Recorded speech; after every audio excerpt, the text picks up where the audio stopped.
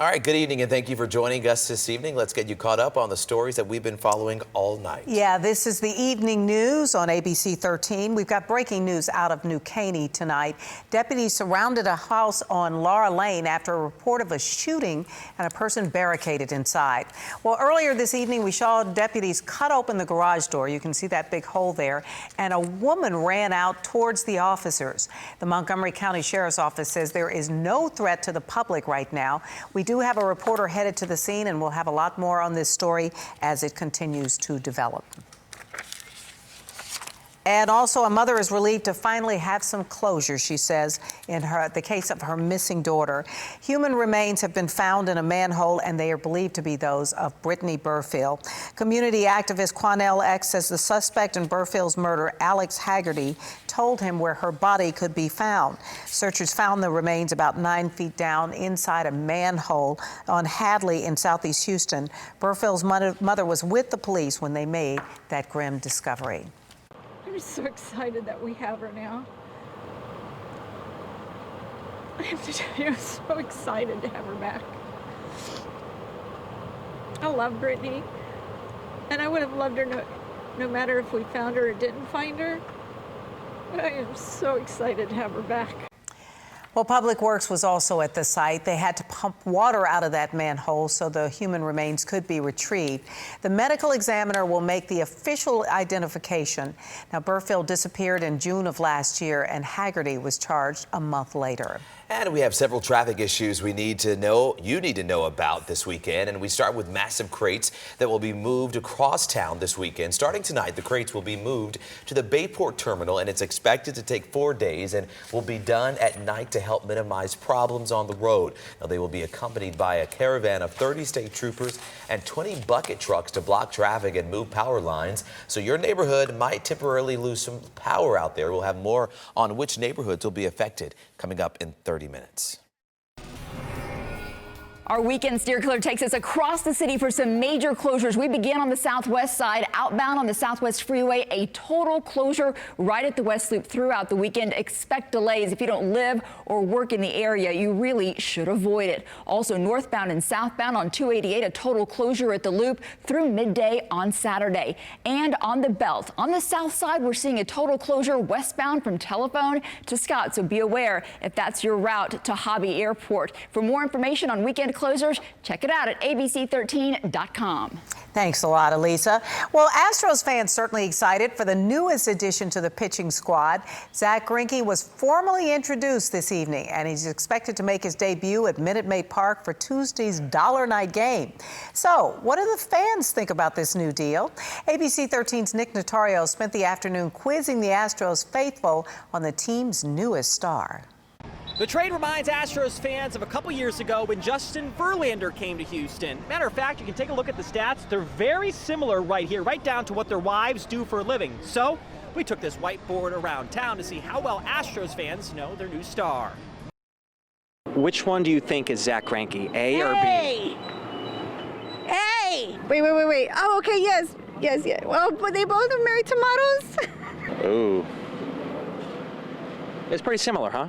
Yeah, it's very similar, but the wife gives it away. Former Cowboys cheerleader wife didn't give it away for you? Oh, Well, it both says model. Oh. They're married to models. Okay. They have a type. You said Zach is new? Yeah, Zach Greinke is the new pitcher they just got. Nah, I don't believe it. I guess I'm basing it on the age. It's only a year apart. You're right. What makes you so confident? I mean, the numbers are awfully similar. With the K's, Verlander got more strikeouts than him. Because Verlander has more wins than Greinke. Which one do you think is Greinke, A or B? Saying he's new wants me to, I just want to say, I'm thinking about saying A, but I feel like there's some type of trick question. I'm going B.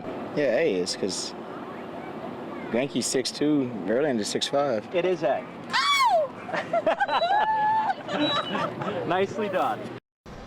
Of course, Astros fans hoping that this all works out like the Verlander trade from 2 years ago, in which, of course, the Astros won the World Series. Outside Minute Maid Park, Nick Notario, ABC 13 Eyewitness News. Yeah, we're all hoping that. That is true. Thanks, Nick. Oh, with the chance of rain this weekend, what does it mean for your plans? Let's check in right now with Chief Meteorologist Travis Herzog for what we can all expect this weekend. Travis? Well, Melanie, Chauncey, I wouldn't cancel those weekend plans and that take you outdoors, but I would be prepared to dodge some downpours. The rain chance for Saturday now up to 40%, mainly in the afternoon hours, then fizzling out during the evening, your high 93. For Sunday, it's up to a 60% chance of scattered showers and thunderstorms. Those could occur both in the morning and in the afternoon, but we're not looking at all-day washouts, just some scattered stuff blowing through. It's 93 in Houston, 87 in Galveston. The heat index is still nearly 100. Mega Doppler shows a drying trend on the radar. The storms out there are weakening, but I do think we'll see more coverage outside on Saturday afternoon than what we have seen on Friday afternoon.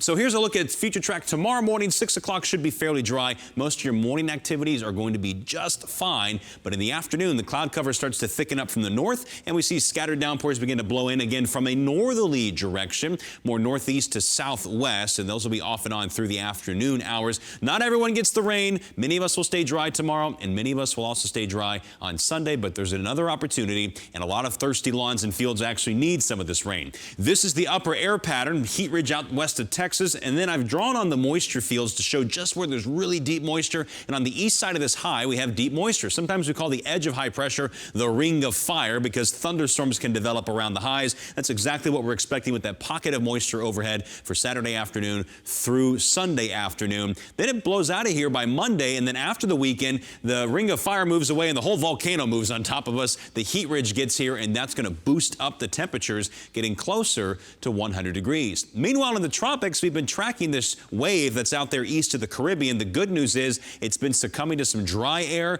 It's going to get out of that dry air over the weekend, so there's still an opportunity for it to develop into a depression, but the development chances have dropped down to 40%. Even still, if it moves north of the Caribbean, there's no way it comes anywhere near us, so we're not all that concerned about it. We're just keeping you informed and aware, as we do with all things in the tropics during hurricane season. So rain chances going up for the weekend, temperatures dropping back down closer to 90. Then after the weekend, all that moisture moves out, and so the rain chance dwindles down. And then look at this. Our hottest temperature so far this summer is 97 degrees. Got a couple of 97s and a couple of 98s. Hopefully that's as high as we have to put it in there for the forecast. But for now, the next 10 days, no triple-digit heat and a decent chance of getting some much-needed rain this weekend. All right, Travis, thank you. Our other major story we're following tonight, we've learned Harris County fire investigators were able to get to the scene of Wednesday's Exxon fire and begin their investigation. Now, this comes on the same day that we've learned about 2 lawsuits filed by workers who were injured.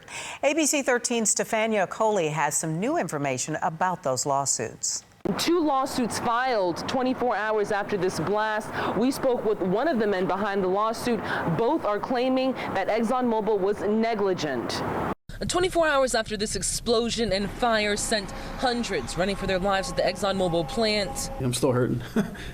Some workers looking for Exxon to take some accountability. 2 lawsuits filed so far, both suits claiming ExxonMobil was negligent in their practice, and both workers seeking $1 million in monetary relief. Alvaro Coronel, one of the men behind the suits. That day, it keeps playing through my mind, like, you know, I've been in chemical plants for years, over 10 years, and this was the day that, you know, that day I thought for sure I was dead. You know, I was like, man, I'm dead. He was only 30 yards away from the blast. So we're running, and that second explosion, I mean, it was loud. It just, you know, I thought I was burning alive pretty much. So Cornell says his burns are serious, and Exxon executive Jason Dunk's description of minor first-degree burns was a serious underestimate. They said they were second and third. So the back of his hair burned off, his arm wrapped and covered in big blisters. He says he was initially on an ambulance to go to the ER, but claims when execs from Exxon noticed, they come and they pulled me out of there. The only reason I can think of is that they did not want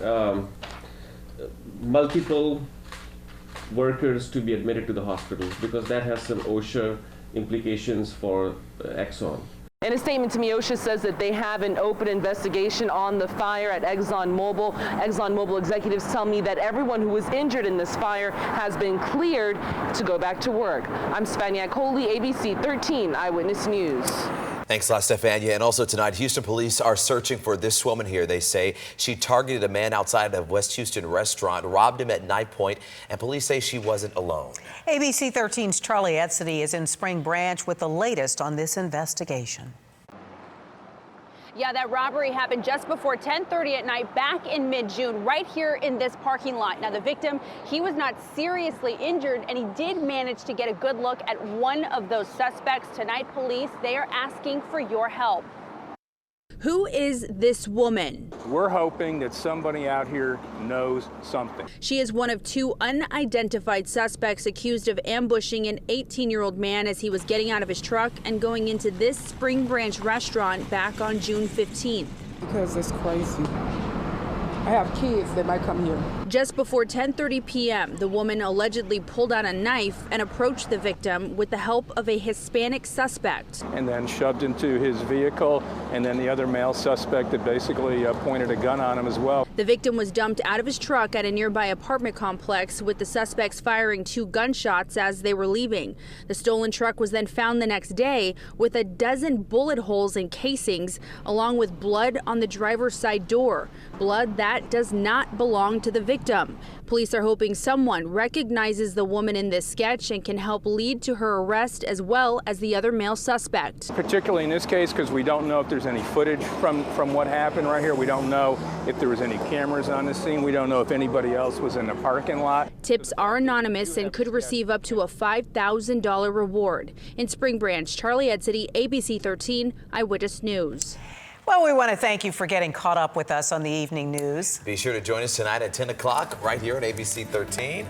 Well, that's a wrap. That's right. Have a good night.